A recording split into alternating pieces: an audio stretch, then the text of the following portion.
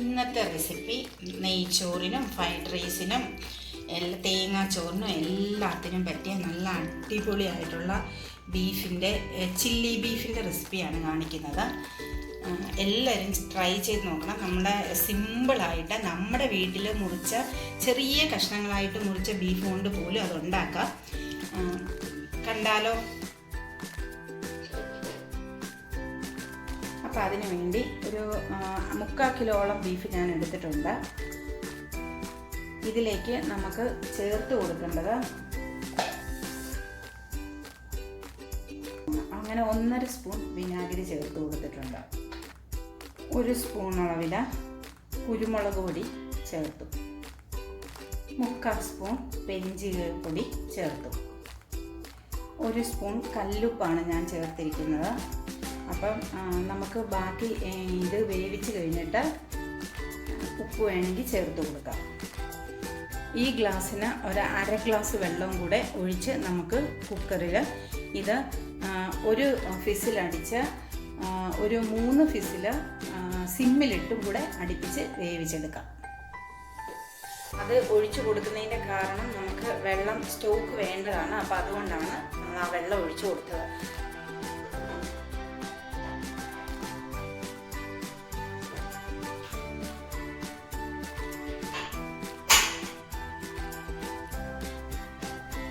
Beef അങ്ങനെ നന്നായിട്ട് വെന്തിട്ടുണ്ട്. നമുക്ക് ഇനി ഇത് ഫ്രൈ ചെയ്യേണ്ടതാണ്. ഇത് നമുക്ക് കൈകൊണ്ട് തിരുമ്മുമ്പോൾ മനസ്സിലാവും വെന്ത് കിട്ടിയിട്ടുണ്ട്. അപ്പം ആ ബീഫ് നമ്മൾ മാറ്റി ആ ബീഫിൻ്റെ സ്റ്റോക്ക് 1 കപ്പ് അളവിൽ അത് നമ്മൾ സെപ്പറേറ്റ് ചെയ്ത് വെച്ചിട്ടുണ്ട്. ഒരു വലിയ സ്പൂൺ കോൺഫ്ലവർ, ഒരു ഈ സ്പൂണിന് ഒരു 1/2 സ്പൂൺ അളവിൽ മൈദ മാവ് ഇട്ട് കൊടുത്തിട്ടുണ്ട്. നമ്മൾ ഉപ്പ് നേരത്തെ ബീഫിന് ഇട്ട് കൊടുത്തതാണ്. പിന്നെ ഈ കോട്ടിങ്ങിന് വേണ്ടി ഒരു 1/4 സ്പൂൺ ഉപ്പ് ചേർത്ത് കൊടുത്തു. 1 സ്പൂൺ അളവിൽ ഇഞ്ചി ഗാർലിക് പേസ്റ്റ് ചേർത്ത് കൊടുത്തു. എൻ്റെ കയ്യിൽ ഈസ്റ്റേണിൻ്റെ ചില്ലി ചിക്കൻ മസാല പൊടിയുണ്ട്. അപ്പം അത് ഞാനൊരു 2 സ്പൂണ് ചേർത്ത് കൊടുക്കുന്നുണ്ട്.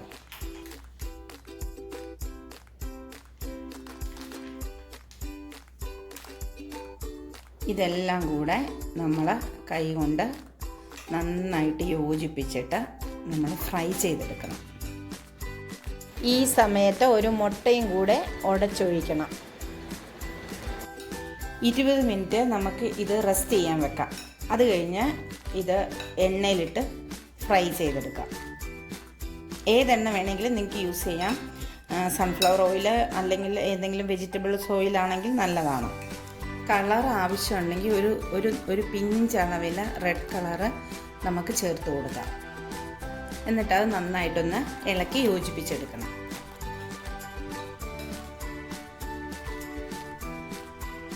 കടായിലേക്ക് എണ്ണ ഒഴിച്ചിട്ടുണ്ട്. നമുക്ക് ഈ ബീഫ് ഇട്ട് കൊടുക്കാം. ഒത്തിരി ഡീപ്പായിട്ട് മൊരിയണ്ട, ഒരു നല്ല രീതിയിലൊരു കോട്ടിങ് വരുന്ന രീതിയിലൊന്ന് മൊരിഞ്ഞ് കിട്ടിയാൽ മതി. നമ്മൾ മുട്ട ചേർക്കുന്നതുകൊണ്ടാണ് ഇങ്ങനെ പതയായിട്ട് വരുന്നത്. അത് കുറച്ച് കഴിയുമ്പോൾ അങ്ങ് മാറിക്കോളും. ഇതുപോലെ തന്നെ എടുത്തു വച്ചിരിക്കുന്ന മുഴുവൻ ബീഫും പൊരിച്ചു മാറ്റണം.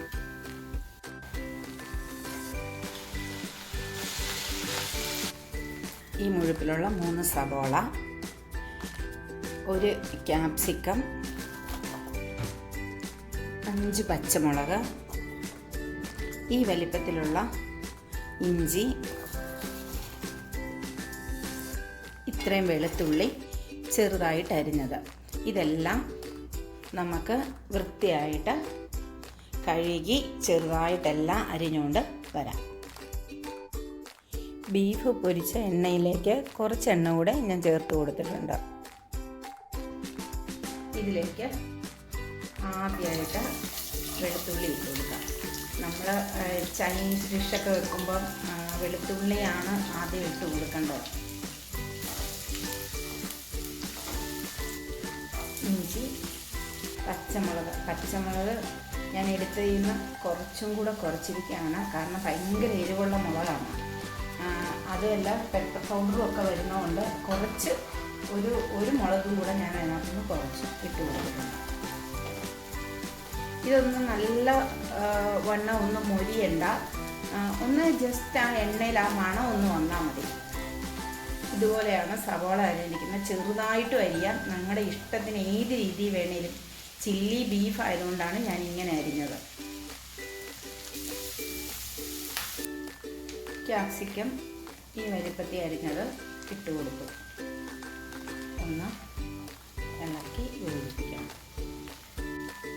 ഒരു 1/2 സ്പൂൺ അളവിൽ കുരുമുളക് പൊടി ഞാൻ ചേർത്തു. നോറിൻ്റെ റെഡ് ചില്ലി സോസാണ് എൻ്റെ കയ്യിലുള്ളത്. അപ്പം അത് ഞാൻ 1 സ്പൂണ് ചേർത്ത് കൊടുക്കുന്നുണ്ട്. ഡാർക്ക് സോയാണ്, അത് 1 സ്പൂൺ അളവിൽ ചേർത്ത് കൊടുക്കും. അല്ല, ഗ്രീൻ ചില്ലിയാണ്,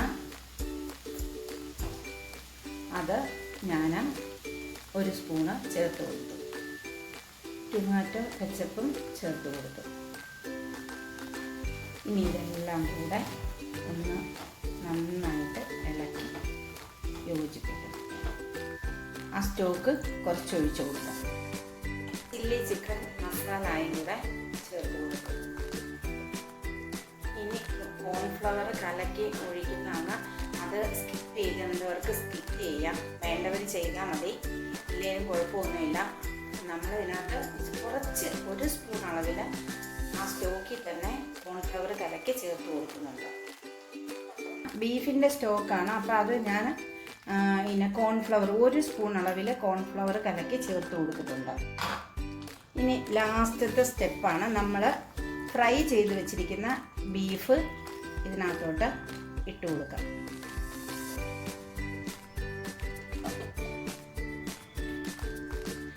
ഇനി ഇത് നന്നായിട്ട് ഇളക്കി യോജിപ്പിക്കണം. ഇത്രയേ ഉള്ളൂ, എളുപ്പത്തിലുണ്ടാക്കാം ചില്ലി ബീഫ്. ഇതിനകത്ത് നമ്മൾ ഉണക്കമുളക് പിന്നെ പൊടിച്ചത് ഒന്ന് ക്രഷ് ചെയ്തൊക്കെ ചേർത്ത് കൊടുക്കാം. അതൊക്കെ നമ്മുടെ പൊടിക്കൈയാണ്. നിങ്ങൾക്ക് എൻ്റെ വീഡിയോ ഇഷ്ടപ്പെട്ടെന്ന് വിചാരിക്കുന്നു.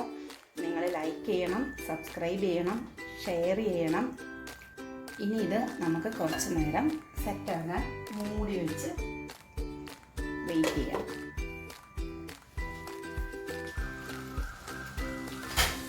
നമുക്ക് നോക്കാം, ഒത്തിരി ചാറൊന്നും പറ്റിപ്പോവണ്ട. ഞാനിത് കുറച്ച് നെയ്ച്ചോറുണ്ടാക്കിയിട്ട് നെയ്ച്ചോറും ചില്ലി ബീഫും കഴിക്കാമെന്ന് വിചാരിച്ചാണ്. ഇന്ന് നോമ്പ് തുറക്കുന്നതിന്